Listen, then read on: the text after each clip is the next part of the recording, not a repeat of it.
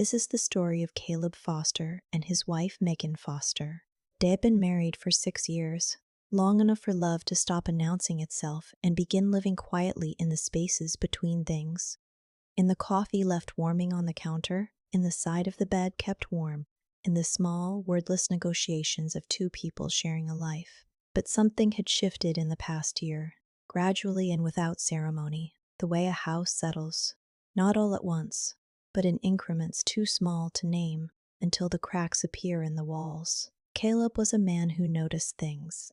He noticed the way Megan laughed differently on the phone than she did with him. He noticed the pause before she answered simple questions. He had not yet decided what any of it meant, and perhaps that hesitation, that unwillingness to demand clarity, was its own kind of failing. This is a story about what happens when two people stop being honest with each other, and only one of them knows it. The Tuesday that changed everything began like most Tuesdays did. Caleb would set the kitchen island by 7, pouring coffee, listening to the particular sounds of Megan getting ready, the hairdryer cycling off, the soft thud of a drawer, the click of heels on tile.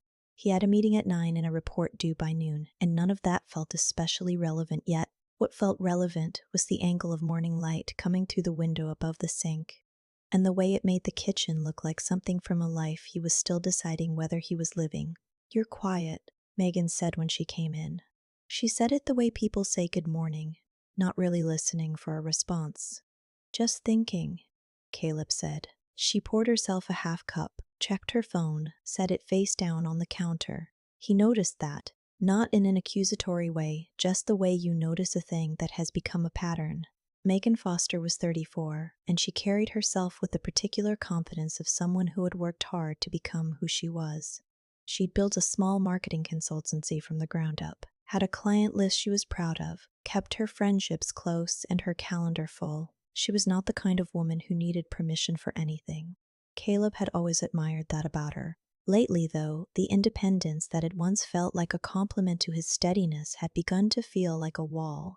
Something erected rather than something natural. Caleb worked in commercial architecture. He was measured, methodical, the kind of person who could hold a problem at arm's length and look at it from multiple angles before drawing a single line.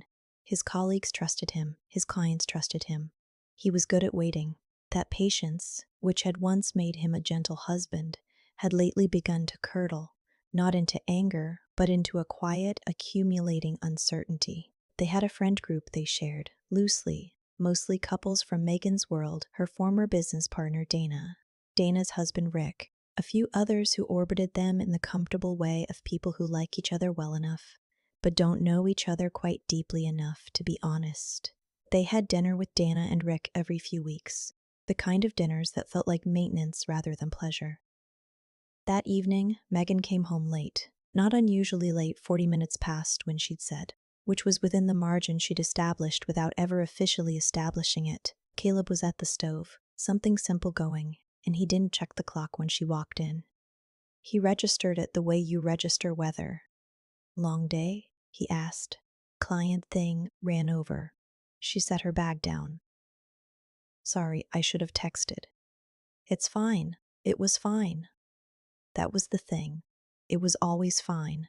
And fineness, sustained long enough, becomes its own kind of distance. They ate at the kitchen table, which they'd stopped calling dinner, and started calling eating at some point in the last year. The television was off, which should have meant conversation, but mostly meant the sound of forks. Megan scrolled through something briefly, put the phone away, asked about his project in Riverside, listened in the way you listen when you're composing the next thing you'll say, rather than absorbing what's being told to you. "How's Dana?" Caleb asked. "A beat. Very small. Fine. I haven't really talked to her this week." He nodded. He didn't mention that he'd seen Dana's car parked outside a coffee shop on Hargrove Street at around 4:30, the same approximate time Megan's client thing had been running over. He didn't mention it because he wasn't certain. It was a similar car, and he'd been driving, and he wasn't the kind of man who filed accusations from uncertain data. He noticed it, though. He put it somewhere quiet. After dinner, Megan sat on the couch with her feet tucked under her and her phone in her lap. texting someone with the soft, rapid rhythm of someone enjoying the conversation. Caleb read. They were in the same room. They were not, in any meaningful sense, together. "I'm going up," she said around 10. "I'll be there in a bit." She kissed him, on the temple, which was not where she used to kiss him, and went upstairs. Caleb sat with his book open and unread for a while, listening to the house. He was not yet asking the question. But the question had begun to form. The accusation arrived on a Thursday, 8 days later, and it arrived the way most revelations do, dressed as something else entirely. Caleb had sent her a message around 4, thinking of stopping at Whitmore's for wine. Red or white? A domestic, unremarkable text, the kind that constitutes the nervous system of a marriage.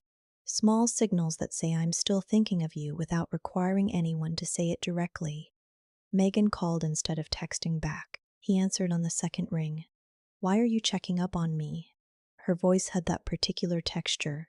Not quite anger, but the compressed version of it that comes just before. He pulled the phone from his ear briefly, looked at it as though it might explain itself. "I asked about wine. You're asking where I am."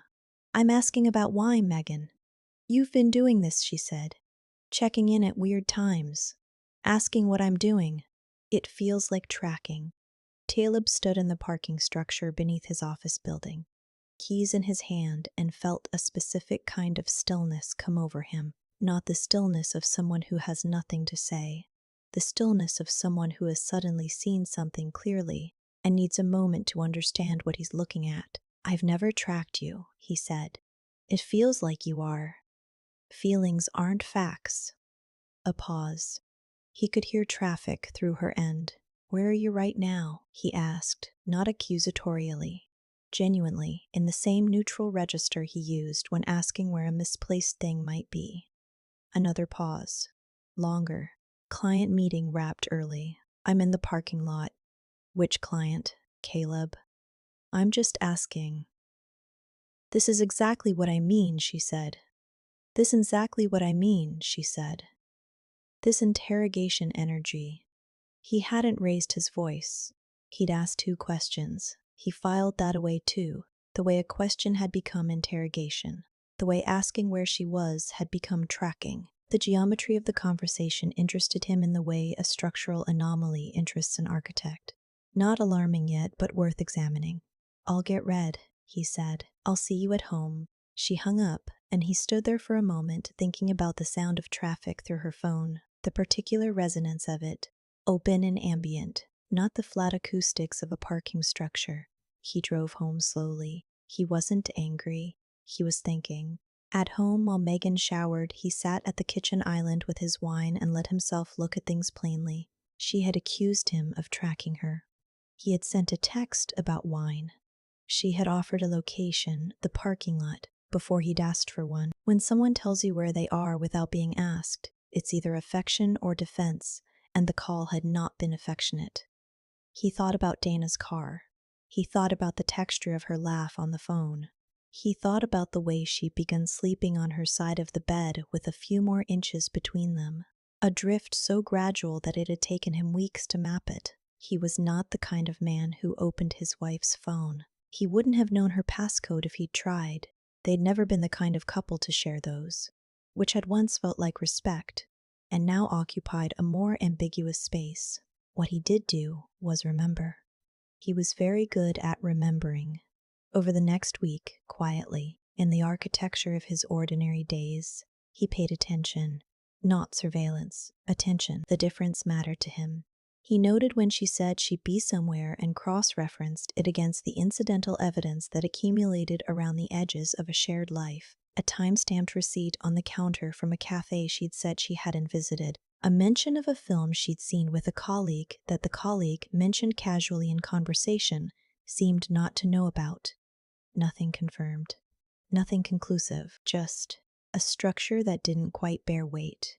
It was at dinner with Dana and Rick, about 2 weeks after the parking lot call, that something shifted. They were at an Italian place Dana liked, and the conversation was moving the way those dinners moved. Surface pleasant, a few layers down from honest. Megan was animated in a way she hadn't been with Caleb alone in some time, laughing with her whole face, which he'd missed. At some point, Dana was talking about a difficult week, a freelance contract that had fallen through, the anxiety of it, and Caleb, listening, found himself looking at Megan across the table. She was nodding sympathetically, and then she said something strange.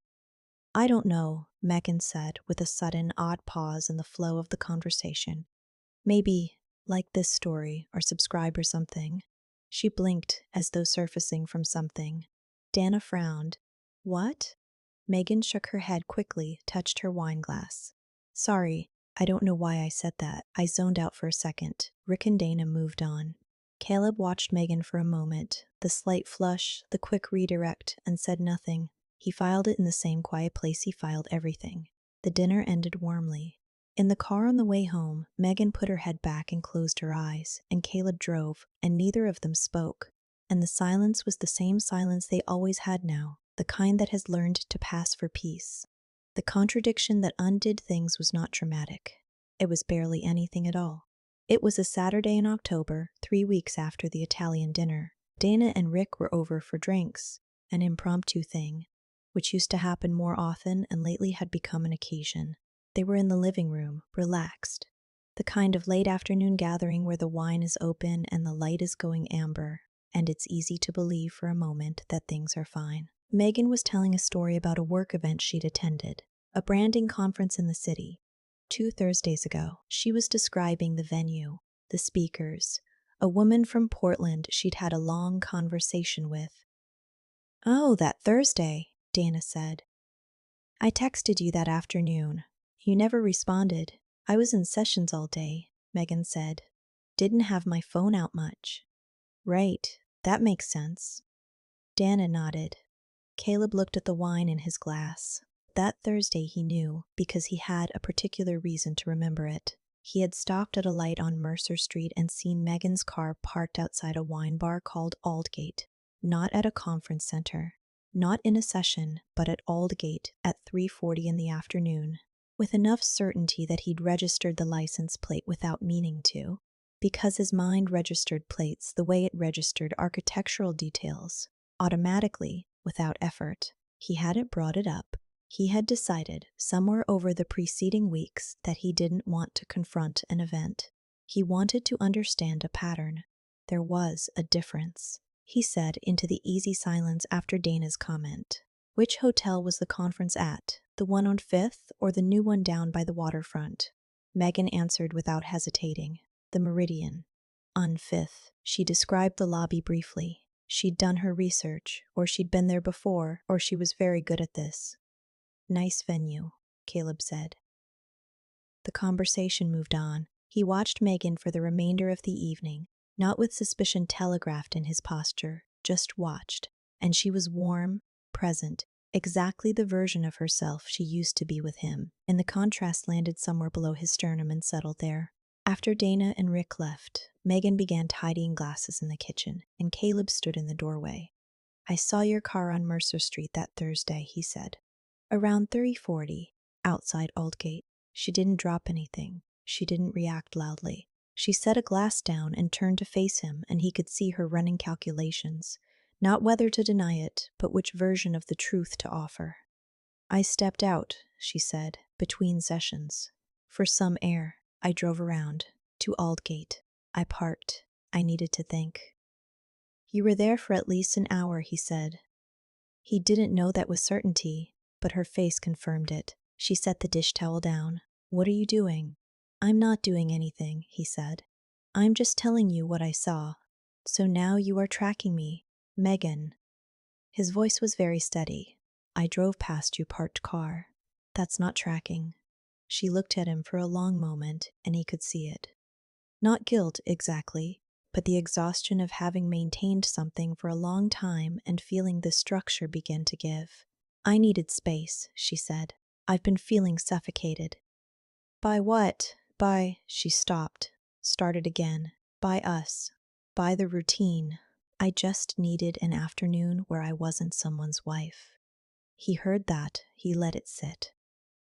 "Were you alone?" he asked. The pause was answer enough. He nodded slowly. He didn't cry, and he didn't raise his voice, and he didn't move from the doorway. He felt something very quiet and very large shift inside him, like a foundation settling, and he understood that the ground they'd been standing on had been softer than he'd known. "Okay," he said. "Caleb, I need to think." He pushed off the doorframe and went upstairs. Not in anger, in something more difficult than anger, in a sadness that had been accumulating for so long it felt less like a wound and more like weather. He moved into the guest room without discussion or decoration. There was no night where they sat at a table and made decisions. The decision made itself, the way they sometimes do, in the absence of any action to counter it. The new arrangement simply became the arrangement. Megan did not ask him to come back to the bedroom, which told him what he needed to know about the difference between wanting reconciliation and wanting to be forgiven. She called her sister twice that Caleb knew about. He heard fragments through walls, enough to understand that the story she was telling placed him at the center of the problem. Controlling, distant, a man who had suffocated her with his silence and then, when she needed space, had accused her of things she didn't entirely do. He noted the precision of that phrase, caught through a closed door, didn't entirely do. A careful phrase. An attorney's phrase. He was not angry about the story she was telling. He understood it. People are not villains in their own narratives. They are protagonists with justifications, and Megan had always been intelligent enough to construct a compelling one. What he was, rather than angry, was tired. Tired in the specific way that follows a prolonged period of not knowing something and then knowing it, the exhaustion of retroactive clarity. He called his brother Marcus, who lived in Portland, and they talked for 2 hours, the way brothers talk when something serious has happened, around it first, and then into it, and then around it again. Marcus did not offer advice. He asked questions and listened to the answers, which was what Caleb needed. "Do you still love her?" Marcus asked at one point. Caleb sat with that. "I love who she used to be, or who I thought she was. I'm not sure those are the same thing." "They're never entirely the same thing," Marcus said. Caleb went to work. He drew buildings. He met with clients and said sensible, useful things, and came home to a house where he and Megan occupied the same square footage and spoke in the language of logistics, grocery lists, scheduling, bill payments. They were not cruel to each other. There was no spectacle. Just two people managing the wreckage of something with as much dignity as they could assemble. He thought about the woman she'd been with. He had not asked for a name, and she had not offered one. And he wasn't certain knowing would have changed the topography of what he felt. What hurt was not the act itself, though that was part of it. What hurt was the duration of the deception, the fluency of it. The way she had stood in Dana's living room and told a story about a conference with the same warmth she used when she talked about things she actually cared about. He thought about the parking lot call. "Why are you tracking me?" The accusation as deflection, a preemptive strike from a woman who was already calculating the angles. He thought about how that had been the moment she'd exposed herself, and how she hadn't seemed to understand that. People often don't.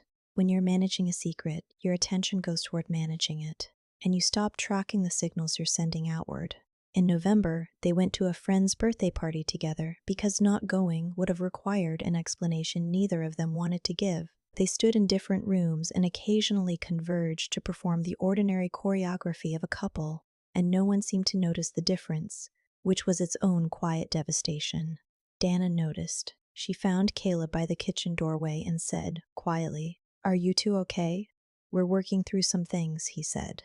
Dana looked at him with a kind of careful sympathy that told him she understood more than she was saying, and he understood that the story Megan was telling her inner circle was not entirely unanimous. "She loves you," Dana said. He wasn't sure if she believed it or simply thought it needed saying. "I know she does," he said, which was perhaps the most heartbreaking part of it. They separated formally in January. There was a conversation, not a fight. A kitchen table, decaf coffee, the particular clarity that comes when two people are too tired to be strategic anymore. Megan said she had been unhappy for longer than she'd admitted, to him or to herself. She said she knew that what she'd done wasn't right. She said it without flourish, and he believed her. "I didn't track you," he said. "I never did. You said I did because you needed me to be doing something wrong." She looked at the table. "I know." It wasn't an apology exactly. It was an acknowledgement, which is sometimes more honest. "Was it worth it?" he asked. He didn't mean it cruelly. He meant it as a genuine question, the kind he'd been turning over for months. She was quiet for a while. "No," she said, "but I don't know if that's because of what I did or because of how it ended." He nodded. That was honest too, uncomfortably so. They divided what needed dividing. He found an apartment in the same neighborhood, which was partly practical and partly because neither of them wanted the geographic severance on top of everything else. She kept the house for now.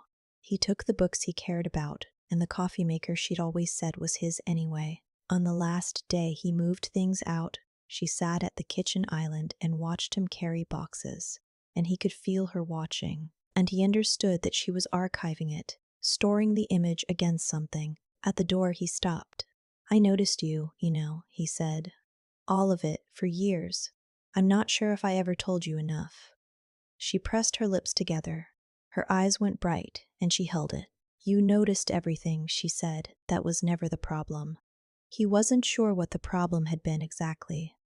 Probably there wasn't one clean answer. Probably it was all the small failures accumulating, hers, his, the slow erosion of assuming that love sustains itself without maintenance, the mutual neglect masquerading as independence, the drift confused with growth. He carried the last box to his car. It was a cold morning, clear and still. He didn't look back at the house, not because he was performing resolve, but because he was afraid that if he did, the sight of it, the ordinary, finite fact of the thing they built and lost, would undo something he'd spent months carefully holding together. He drove to his apartment. He made coffee. He sat at a window that looked out over a street he didn't know yet, and he let himself feel the full weight of it. Not the anger, which had mostly burned away by now, and not the grief exactly, but something adjacent to both. The particular ache of knowing that the loss was real, and the love had been real, and those two things were not contradictions, but simply the terms of certain lives. He thought about Megan, not with bitterness, and not with longing, but with the complicated tenderness you carry for someone who has been genuinely important to you. He thought she would be okay. He thought he would be okay. He thought okay was what most people arrived at eventually, and that it was not a small thing. Outside, a woman walked a dog along the street below. A car passed. The light changed. Caleb Foster drank his coffee and began, quietly, to learn the shape of what came next. Some marriages don't end because love dies. They end because the people inside them stopped being honest, with each other and with themselves for long enough that the distance became the distance, and the silence became the language, and by the time anyone said anything true, the house had already been quietly settling for years.